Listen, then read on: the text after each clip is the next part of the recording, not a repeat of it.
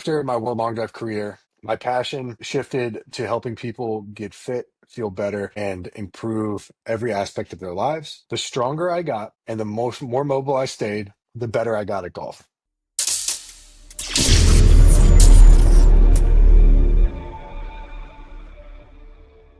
Welcome to the first episode of the Streak Performance Podcast. My name's Alex Keller. I am a strength and conditioning coach and co-founder of Streak Performance, which we created to deliver golf workouts that every type of golfer can use. Whether you're a professional or an amateur, you can use these workouts to not only hit the ball farther, but to eliminate injury and to feel better and look better in everyday life. Before we get into today's topic, which is the best way to get started with a golf fitness program, I wanted to talk about myself and my background, let you know why you would even listen to this podcast. So, like I said, my name's Alex Keller. I've been playing golf since I was 6 years old. I played tournaments when I was younger. I was captain of my high school golf team, and I was captain of my college golf team all throughout my college career. After college, I competed in World Long Drive and made it to Worlds with a 437-yard drive in competition.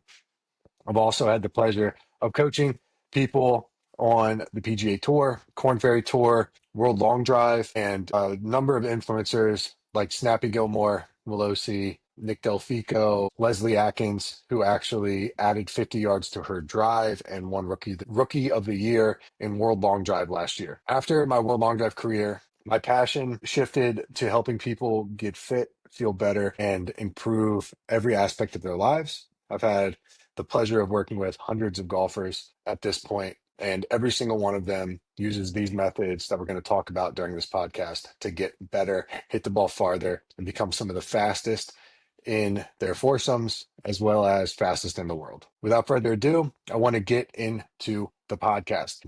What we're going to be talking about today is how you can get started on a golf fitness journey and the best way to do that. And number one, I want to talk about something that really drives me crazy in the golf fitness industry, where everything that you see has a twist, everything that you see is overcomplicated, increases risk of injury, and doesn't build the best results. The best way that you can get started is by developing your overall strength in the correct way.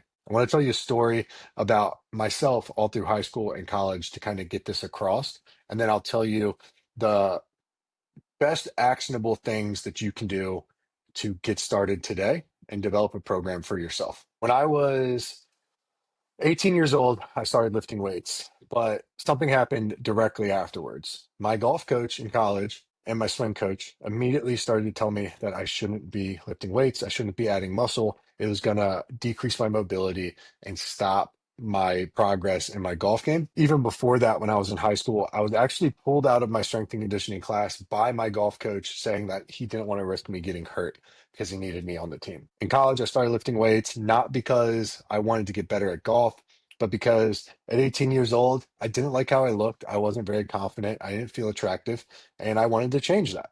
Over the course of 2 years while I played college golf, I went from 180 pounds to 200 pounds.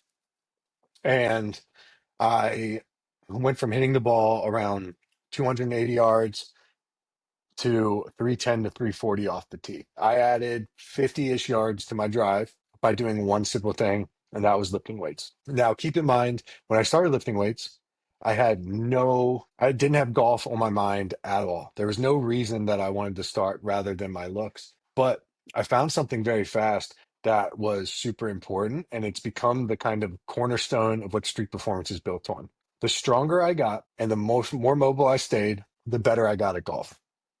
And that's just crazy simple. All I did during this 2 year period was I did bodybuilding programs where I did specific lifts, focusing on full range of motion and getting stronger week to week and really working on that progressive overload and making sure that I was isolating body parts so I got a great mind muscle connection. In doing this, I got a lot stronger in these first 2 years of training. I put on a good amount of muscle and I gained all of those yards. Now, during this first period, I was just getting into working out. I was kind of figuring out on my own, and I got those great results. But then over the next 3 years at the end of, or I guess 5 years, end of college and a few years afterwards, I really started to take it to the next level. I got really into bodybuilding. I started competing. So everything was about getting as strong as possible, getting as big as possible. But I still wanted to play golf. I was competing in the world long drive at this point, so I needed to stay flexible. But I found that the stronger I got, and the more I would practice my swing, the faster I could get and the more gears that I could unlock. And eventually, a 280-yard drive turned into a 437-yard driving competition in a world long drive tournament that got me to Worlds. Keep in mind, over this entire period, I didn't do a single twisting motion in the gym at all. It was one of the most profound things that I could find because everything with golf training was like super gimmicky. Everything was a twist, everything mimicked a golf swing. And that's not how I enjoyed training. But also, while those programs were promising 5 to 10 yards, I put on a crazy amount of yards in this amount of time just because of the understanding that I got with my body, how strong I was. And the best part is, at the end of the day, people were asking me if I was a football player, what position I played in football in college, right?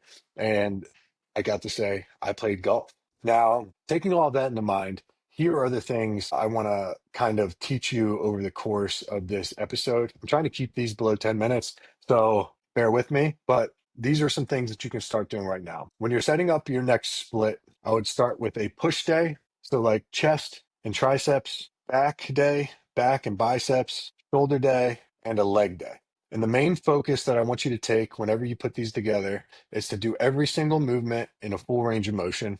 That means if you're squatting, you squat ass to grass. You get all the way down, touch your hamstring to your calf, and then stand all the way back up. When you're doing bench press, you bring the dumbbell all the way down and bring it all the way back up. And we're not stopping at 90 degrees on any of these motions. We are working through the full range of motion. This is going to do a number of things. Number one, it's going to make you stay mobile. A lot of people worry about getting tight when they lift weights. If you stay mobile by actually adding a stretch and a contraction to every movement, you'll actually become more mobile over time. The second thing that it does is it makes you not touch unreasonable weights. If you work at 90 degrees, a lot of people end up getting hurt because they can handle a lot more weight, but they're also not training their body through the full stretch, which is where you get all of that connective tissue and the things that protect your joints and keep you mobile and healthy over time.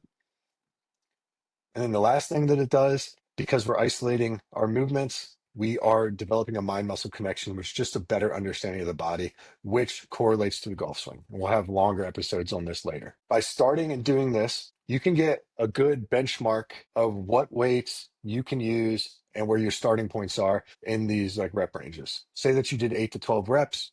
You find out what weight that you can do through a full range of motion for 8 reps when you hit failure. And then next week, we can try and get a little bit stronger on that. So whether it's squats, bench, deadlift, every week we're striving to get a little bit stronger. And that takes our strength numbers up. We're getting stronger as a person. As you see these strength numbers up, you will find that you're able to hit the ball farther. Another thing that I want you to add in during these, that's a little bit outside of bodybuilding, is unilateral movements. So if you're doing a leg day, this means like Bulgarian split squats or lunges. If you're doing a chest day, this means like single arm bench press. If you're doing shoulders, this means like a single arm standing shoulder press. If you're doing back, it means bent over rows with just one dumbbell instead of two. And by doing this, you are developing not only your core strength and anti-rotation, but you are able to develop more power to the ground because you can actually feel that weight in your feet and how you have to offset it. It becomes a full body exercise when you do these things. And the last thing that you can do is eat the right way outside of the gym to gain or lose weight. Now, if you're trying to gain muscle, which will directly make you stronger and faster, you can eat a caloric surplus of 500 calories a day and make sure you hit your protein goal, which is about 80% of your body weight. If you're trying to lose weight, same protein goal, but you want to be in a 500 calorie deficit.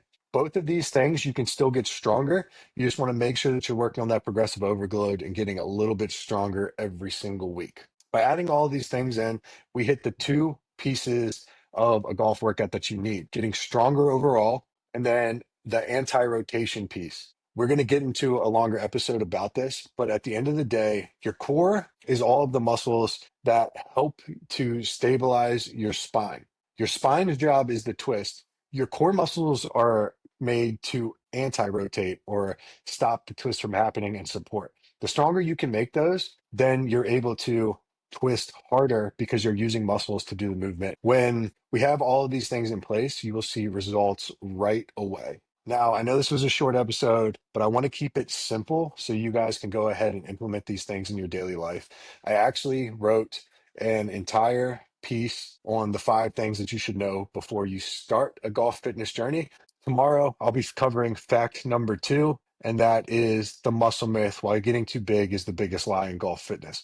But there are 3 more episodes coming out afterwards. If you don't want to wait for the next episode, you can download the full ebook at the bottom here, and you can get the results past that. Also, this is the only plug that I'm going to put in here. We have an app where I have every single golf fitness program that I've ever made. The Bombs Away Advanced program is in there. It's the same one that Leslie Atkins used with me, where she gained 50 yards on her drive in less than 12 weeks without doing a single twisting exercise in the gym.